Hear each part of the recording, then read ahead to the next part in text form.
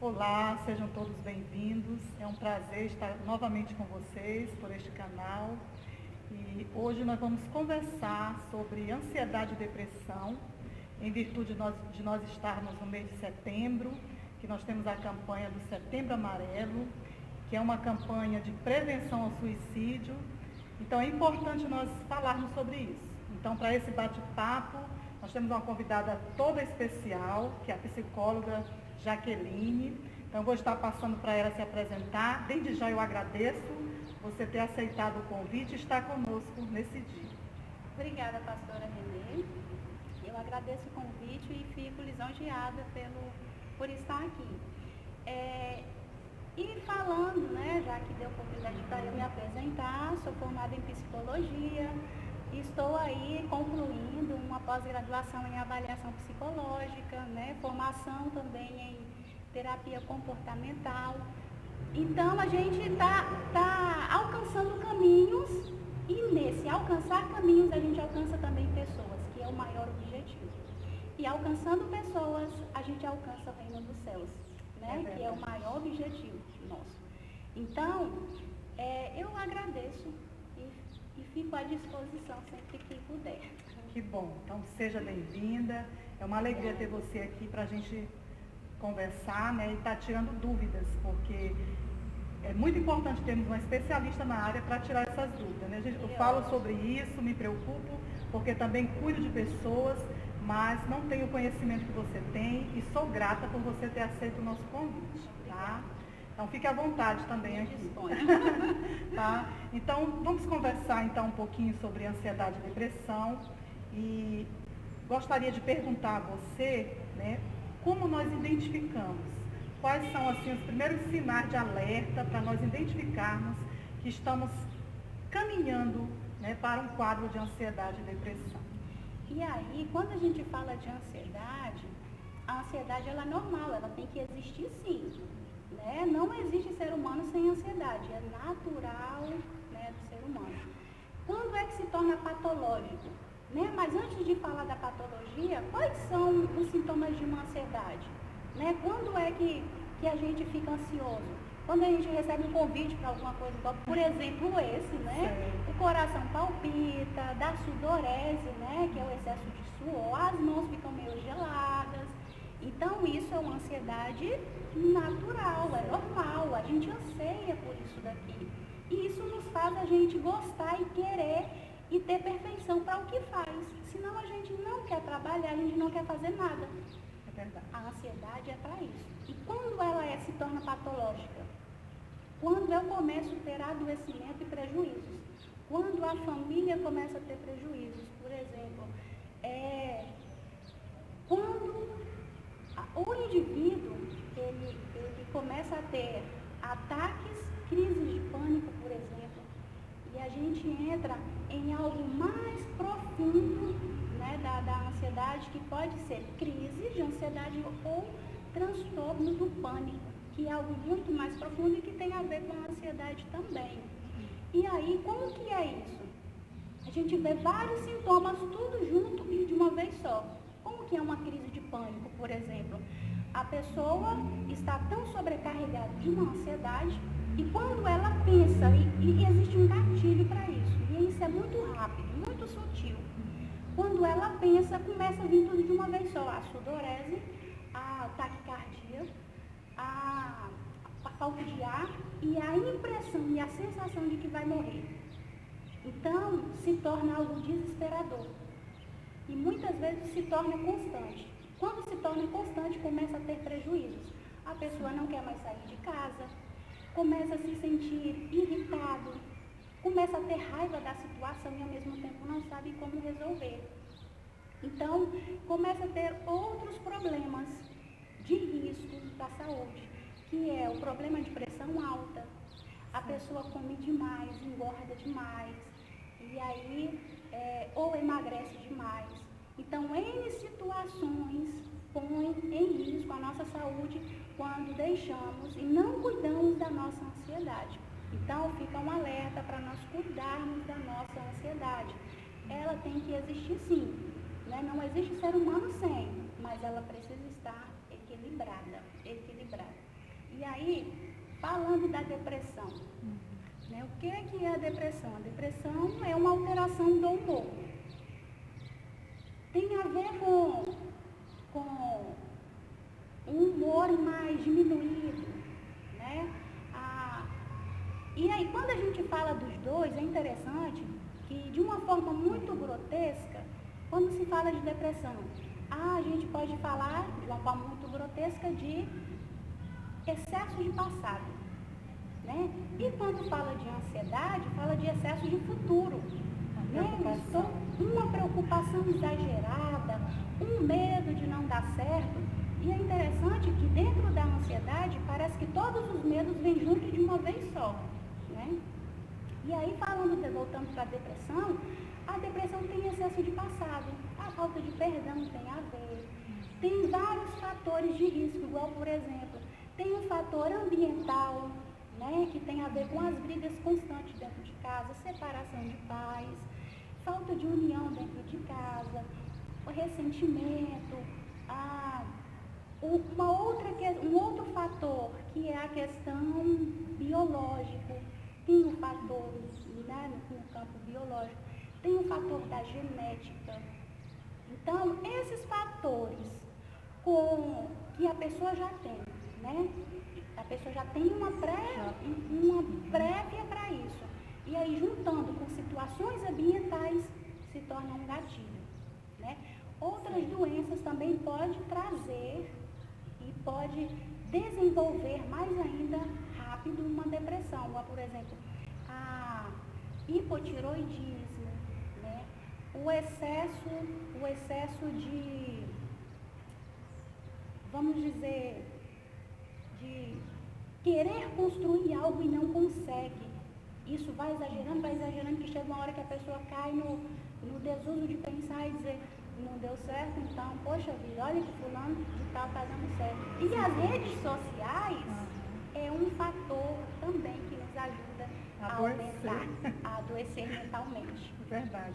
Pegando esse gancho do que você falou, né, de vários aspectos, né, tanto biológico como outros aspectos, entra a questão aí também o aspecto espiritual. E como entra, e é um gatilho muito sutil para o inimigo entrar. Porque você citou a questão da falta de perdão, então a gente percebe também essa forma que o inimigo encontra de agir quando a pessoa não libera perdão, esse sentimento de tristeza ou a revolta, né? Tudo isso vai aumentando, né, esse quadro de depressão.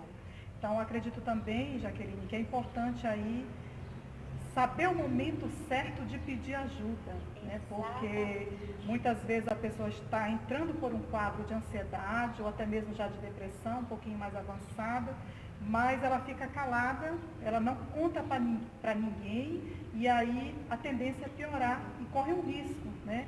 A questão da campanha do Setembro Amarelo, por exemplo, né? Que o objetivo dessa campanha é a prevenção do suicídio.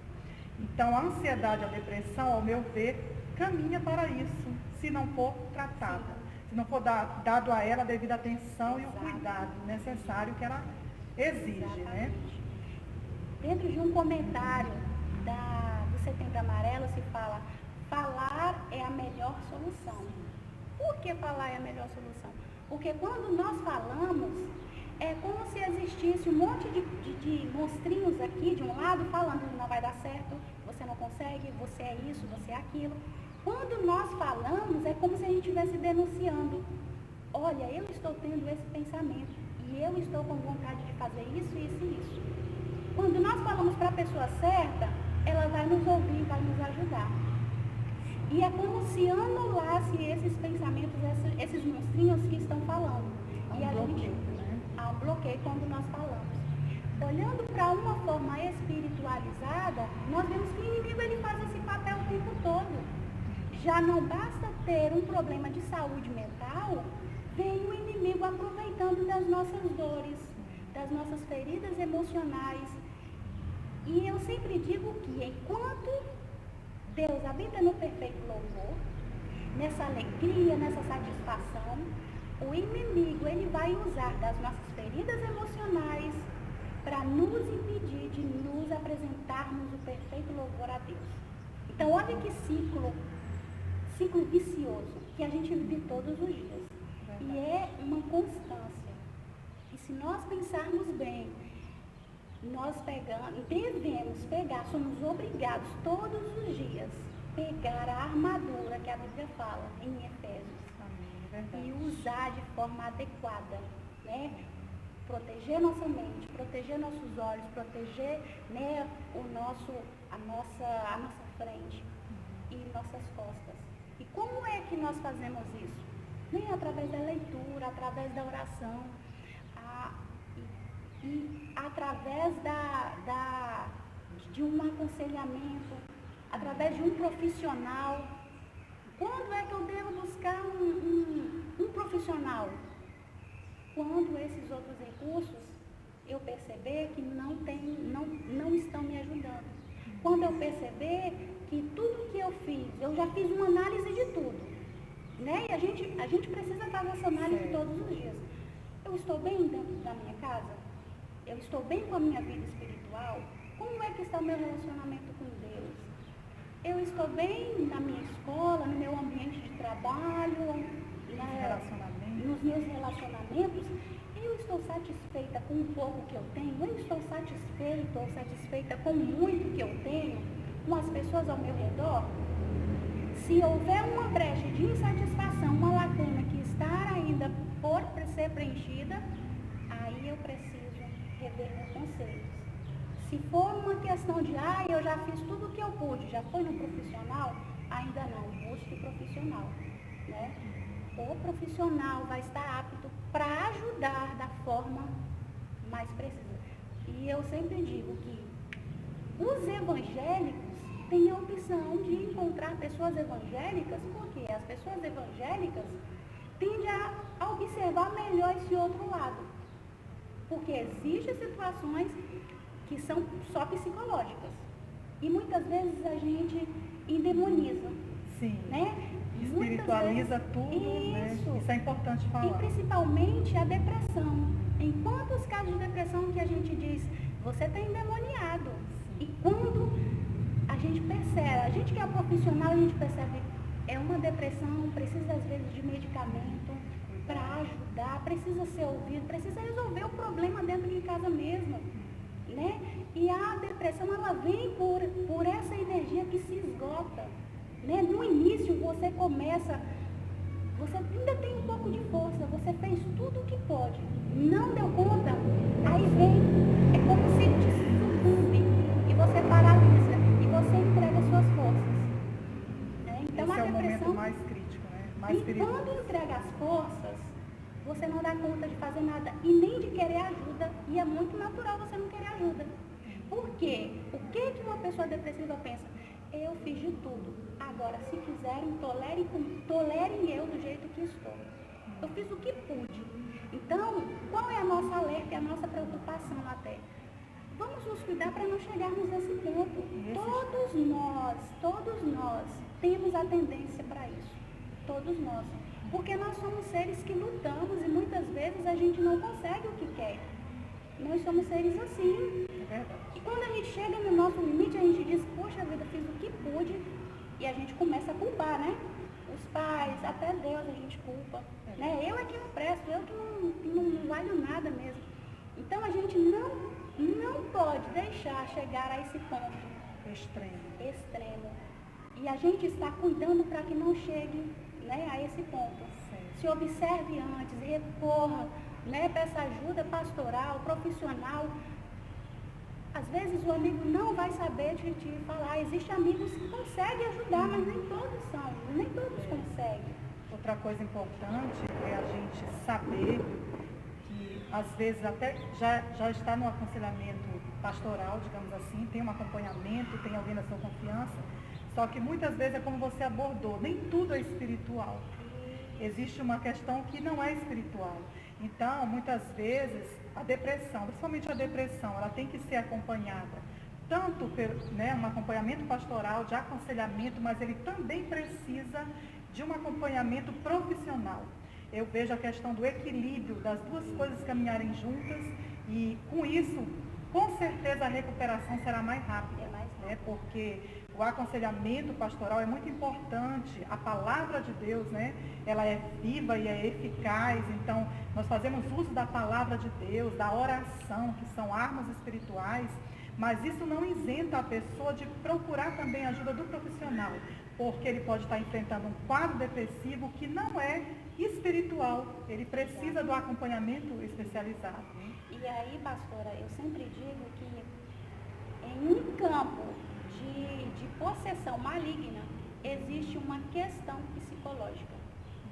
O inimigo, ele nunca vai entrar, ele nunca vai ter uma brecha em nós se não tiver, ele nunca vai entrar em nós, quer dizer, se ele não tiver espaço.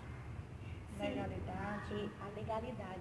Se alguma coisa está acontecendo em nós, que a gente observa que tem um campo espiritual, lá no fundo existe uma legalidade, existe uma brecha psicológica. Algo não tratado. Algo não tratado. E principalmente tem a ver com família. Por isso que o inimigo, ele sempre vai atacar famílias. Ele sempre vai fazer com que os pais não tenham carinho com os filhos. E aí quando os filhos crescerem, tiverem uma idadezinha a mais, eles vão dizer, por isso que eu sou assim. Meu pai não me ama, minha mãe não me dá atenção. Exatamente. Então, olha aí, isso é psicológico, né? E dentro de um campo espiritual. Então, um está atrelado ao outro. Precisa caminhar junto e ter equilíbrio. Não tem como a gente desvincular um do outro. Né? Eu sou formada e hoje eu entendo que não existe nós desvincularmos o outro. Se eu desfaço do campo espiritual, eu estou sendo uma ignorante e deixando de aprender e deixando de me libertar. Sim. E a palavra de Deus diz assim, vamos, conhecereis a verdade e a verdade vos libertará. Quando nós nos conhecemos, quais são os nossos pontos fracos ou fortes, nós sabemos por que eu sou tão arrogante assim dentro da igreja. Por que eu quero me aparecer tanto? Existe alguma coisa lá, talvez em casa, que sempre nos colocava para ser o último. Uma rejeição. Uma rejeição. Sempre um abandono. Então, quando eu cresço, eu quero me aparecer, porque eu nunca fui bem visto. E tem a ver aonde? Campo psicológico. Questões emocionais não tratadas. Exato. E aí entra a figura do pastor, da pastora, né, do psicólogo. Exatamente. Tudo trabalhando junto para que essa pessoa consiga sair deste quadro. Essa é a intenção. Exatamente. Então, a nossa intenção hoje, né, já que a gente vem abordando dentro desse mês amarelo, nós que somos igrejas, precisamos estar muito despertos para isso, muito despertados para essa questão. Não é tudo que é psicológica, é só psicológico. Tem um campo espiritual aberto. E nem tudo que é espiritual é só espiritual. Tem um campo psicológico aberto. Vamos falar com as pessoas certas. Vamos jogar para fora. E muitas vezes alguém fala assim, eu estou só orando. Se fosse assim, Deus não permitia que existisse psicólogos. Deus deu sabedoria, né? Psiquiatras. E existe muitas vezes relutância contra os remédios. Às vezes, assim, os remédios dopam mesmo, mas às vezes é necessário. Os psiquiatras existem para nos ajudar nesse outro campo também. E às vezes nós queremos ser ignorantes. Não, mas existem profissionais, e principalmente hoje existe uma gama de profissionais cristãos. Graças a Deus. Que nos permite. Aqui eu estou com uma. E que nos permite abrir a nossa mente. E graças a Deus que a igreja nos permite. Antigamente era muito difícil, né? Um cristão, a gente vê um cristão ser um profissional, né? Da saúde ou outro campo. Hoje a gente vê essa abertura. Isso significa que o reino de Deus ele está sendo mais amplo e estabelecido em nós, né? Muito através de nós, graças a Deus. Né? Muito feliz com tudo isso, de estarmos conversando. E outra coisa que me chama a atenção, que me desperta, é esse tempo que nós estamos vivendo, né? Esse período que nós estamos vivendo, uma pandemia. Graças a Deus, a gente vê que no nosso município já está bem estável, né? Assim, aparentemente, porque a gente não tem esses dados científicos, Mas eu pergunto para você na sua área, né, da psicologia, se você percebeu um aumento, né, no acompanhamento de pessoas, se você, né, percebeu assim, diante dos seus acompanhamentos, se aumentou o índice de ansiedade e depressão nesse período de pandemia. Aumentou sim, significativamente. Tem aumentado o número, infelizmente, pastora, tem aumentado o número sim de suicídios, pensamento suicida, desejo suicida, pessoas que estão se preparando para tal ação. Né? Nós estamos com essa perca e às vezes a gente não sabe nem lidar com isso, porque às vezes até nos atinge.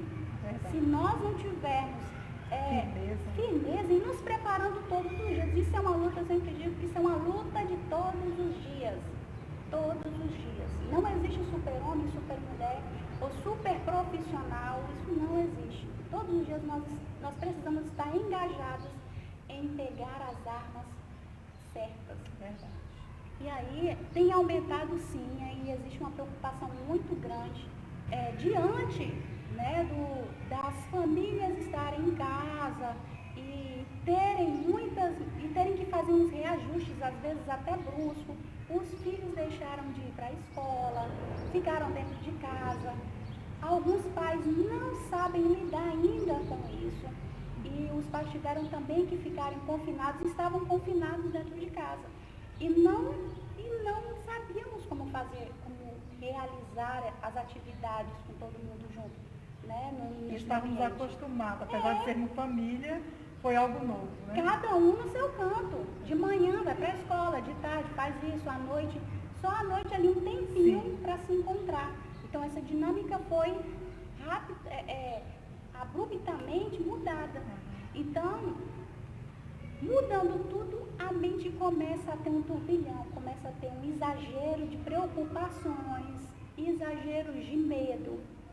Né? Um exagero de si, e se acontecer isso, e se acontecer aquilo, e se. Esse exagero de medos e de preocupação atiça e aumenta excessivamente a ansiedade.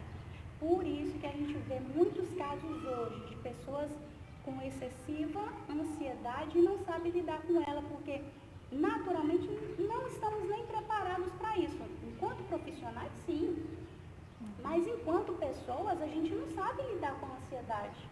É verdade. Né? A gente não sabe. E diante dessa preocupação que a gente tem de alertar para o que fazer e diante disso tudo, o que fazer diante da ansiedade, diante da depressão? Né? Uma das coisas que eu sempre recomendo, eu vou deixar a dica, essa dica é de ouro. Pratique exercícios físicos, né? Tenha uma alimentação saudável, tenta diminuir a carga, o peso que os pensamentos negativos trazem. Às vezes a gente não sabe mais nem ser grato, né? A gratidão, a gente precisa promover todos os dias a gratidão. Né? E a gente nos ajuda a promover a gratidão através da leitura bíblica, né? Através da oração, da meditação. Então, nós precisamos desenvolver isso. E isso vai sendo de uma forma, se todos os dias fazermos isso, vai ser um hábito. E o que é hábito não é sofrimento, não causa dor, não causa sofrimento. A gente faz, não vai escovar os dentes. E nenhum de nós acordamos, mas eu tenho que arrumar o cabelo, eu tenho que escovar os dentes. Não, já sabemos. Já é hábito nosso. Então, olha como é natural. Né? Assim é a nossa vida de bem-estar, uma rotina agradável, agradecida, satisfeita. Né? Costumo dizer que a gratidão é um estilo de vida. Né? Nós temos que decidir sermos gratas, independente da circunstância. Né? Porque muitas vezes você está atravessando um momento difícil, há uma escassez, justamente porque às vezes a área financeira foi afetada. Então você está enfrentando várias situações, mas a gratidão ela precisa fazer parte da sua vida. Porque quando nós temos um coração alegre, né, já há um provérbio que diz sobre isso, que o coração alegre ele vai tornar esse rosto mais bonito, né? Vai te dar uma beleza interior. Então é importante cultivar tudo isso, né? Saber o momento certo de pedir socorro e buscar voltar às primeiras práticas, porque assim, a pandemia alterou a nossa vida de uma forma muito rápida, digamos assim, como você falou, né? Foi algo que veio e não pediu licença. E muitas pessoas, mesmo sendo cristãos, não souberam reagir positivamente, né? Muitos entraram em desespero e agora estão novamente, eu creio que passou aquele medo inicial, né? Tivemos percas, tivemos dores e ainda sofremos por isso, né? Mas assim, eu vejo já um novo amanhecer, né? As pessoas já estão novamente se levantando. Então é importante também voltar aos primeiros hábitos, como você falou. A questão da meditação, da oração, porque quando algo te pega de surpresa, a tendência é que muda tudo. Muda toda a tua rotina, inclusive o que é essencial, né?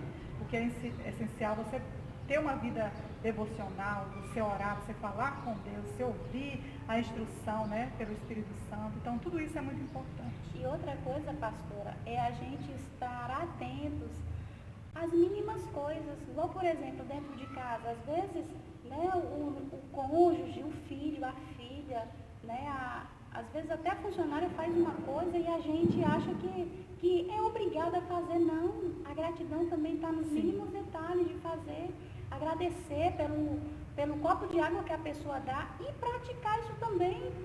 Sim. Que tal a gente começar a mudar hábitos, mudar algumas rotinas, que às vezes a gente faz sem perceber que prejudica a nós mesmos agora. Imagina o próximo. Está ferindo a nós, imagine o outro, né? Isso! Forma de responder, né? Exatamente, a forma de conversar. Às vezes a gente está conversando com a outra, o nosso tom de voz é tão forte, é tão de bravo, que as pessoas acham que a gente está brigando. E aí a gente não consegue ter um diálogo, porque a gente quer conversar com a pessoa e a pessoa diz, você só fala comigo brigando. E isso gera um descontentamento e isso gera um isolamento mais ainda dentro de casa. Gerando isolamento, qual é a doença que é mais propícia ao isolamento? A depressão. Chama de novo a depressão. E aí a gente ouve muitos casos, né, de adolescentes, muitos casos de adolescentes mesmo, né, que a gente ouve, infelizmente, que a gente ouve que os adolescentes dizem, porque o meu pai só sabe trabalhar, minha mãe só sabe trabalhar, e o que você faz dentro de casa? Eu fico dentro de casa, e o que você faz? Eu fico mexendo no computador.